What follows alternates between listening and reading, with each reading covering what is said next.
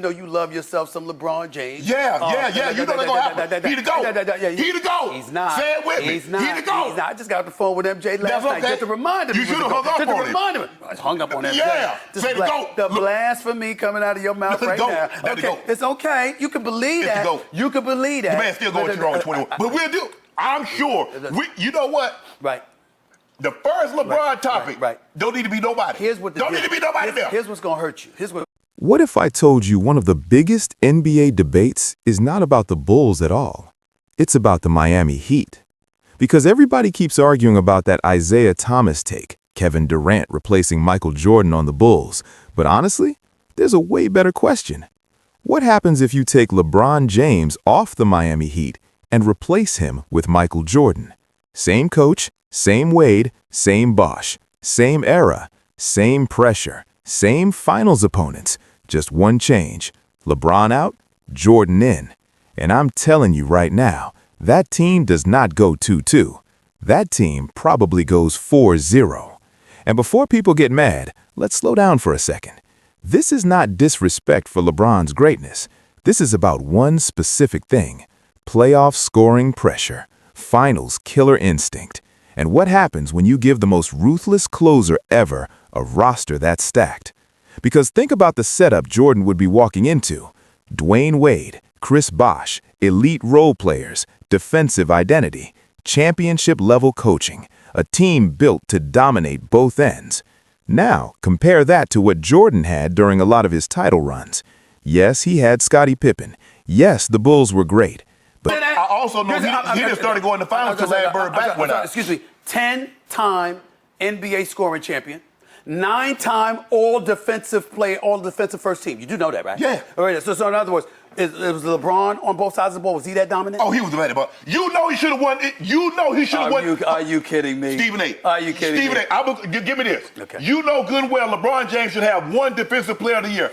How does Marc Gasol, who's a second-team all-defensive player, be Defensive Player of the Year? But he did not have two stars in their prime like Wade and Bosh lined up next to him from day one. That's why this gets interesting fast, because LeBron's Miami years were amazing, but they were not flawless, not even close.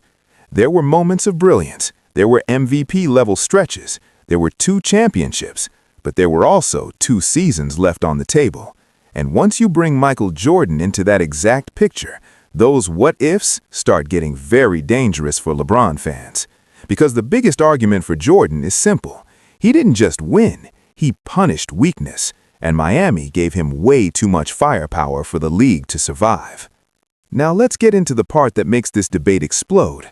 LeBron's 4 years in Miami should have been one of the most dominant 4-year runs ever, and yet they ended 2-2. That alone is the whole reason this conversation exists, because when people imagine Michael Jordan on those Heat teams, they are not imagining potential, they are imagining punishment. Jordan at age 26 through 29 was a playoff machine, not good, not great, unstoppable. He wasn't having postseason runs where the scoring dipped into the low 20s, he lived over 30. He attacked every round like the defense had insulted him personally. That matters, because LeBron in Miami had brilliant playoff moments, but the scoring pressure was not the same every year. Okay, I ain't gonna say he backed him down. Made it look like Kareem and Caldwell Jones. Okay, go ahead. That's fair. Magic Johnson in the first title.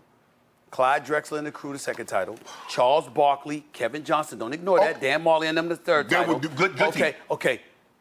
Peyton, the glove with Sean Kemp before he became Sean Kemp. That's one Hall of Famer. And then also you've got Karl Malone, John Stockton. Yes. And you have an NBA game that was considerably tougher at that particular moment in time than today's NBA game is in terms of physicality and what's allowed. Yes. So you can appreciate this. Yes. You can appreciate that. But see, when you can put your forearm on people, when you can hand check them, when you can do a lot of things you can't do now. Right now you get called for passing gas. One postseason he was over 30.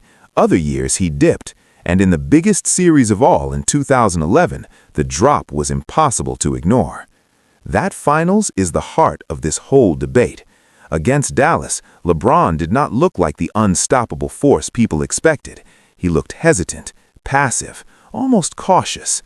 That version of LeBron is the reason this argument never dies. Because nobody, and I mean nobody, pictures Michael Jordan walking into the 2011 finals with Wade and Bosh on his side and averaging under 20. That's the break in the case. Jordan's biggest weapon was not just scoring, it was psychological pressure. The game tightened around him, and somehow he got colder, meaner, sharper. LeBron sometimes elevated under pressure. Jordan almost treated pressure like fuel. And if you give that version of Jordan a super team, that's where this stops sounding like nostalgia and starts sounding unfair. Because now Dallas is not facing a star still trying to figure out how to fit in. Now they are facing the most merciless closer the sport has ever seen. And once that first title falls, the entire league has a problem. Here's where the argument becomes brutal. People love saying basketball is more than scoring. And yes, technically that's true.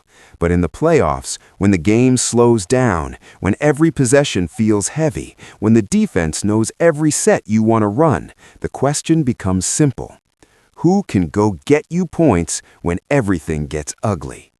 That's where Jordan separates himself in this debate. Go look at his finals scoring. Not one flash, not one lucky run, a pattern. 31, 35, 41, then later still doing damage deep into his career. That is not normal. That is not just greatness. That is a player who treated the finals like a stage built for him. Now put that guy on Miami. Put him next to Dwayne Wade, who could still give you elite production.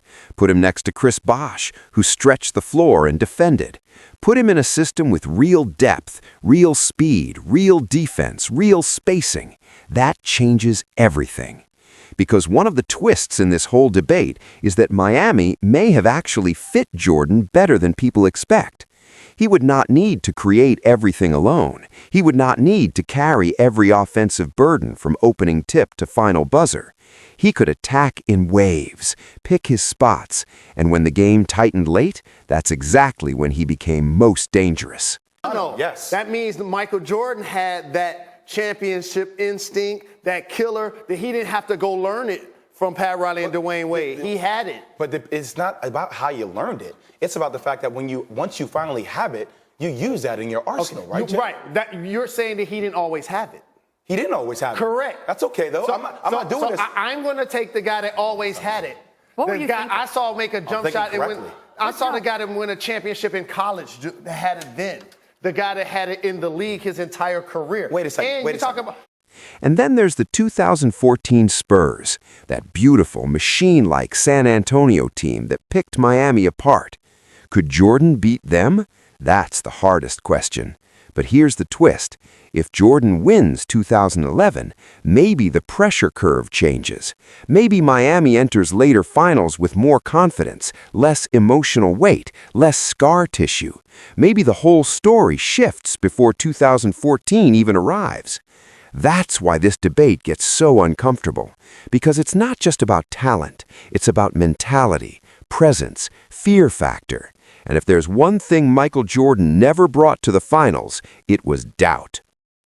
So let's land this the right way. If you replace LeBron James with Michael Jordan on those Miami Heat teams, I do not think they go 2-2. I think they go 4-0. Not because LeBron wasn't amazing, he was. Not because Jordan had better teammates in Chicago, that's debatable. And not because every stat automatically proves it. It's because when you strip this down to the moments that decide championships, Jordan's profile feels terrifying on a roster like that. He gave you relentless scoring, elite defense, obsessive competitiveness, and most importantly, he never looked uncomfortable on the biggest stage. That is the key. LeBron in Miami had 2 championship peaks, but he also had 2 years that gave critics oxygen forever. Jordan's legend was built on denying people that oxygen. He didn't just win titles, he crushed uncertainty. He erased hesitation. He stepped on the exact weakness that made opponents believe they had a chance. And the 2011 Heat, that version of the team, needed somebody like that. A killer, a closer, a player who did not just survive finals pressure, but seemed to enjoy it. That's why this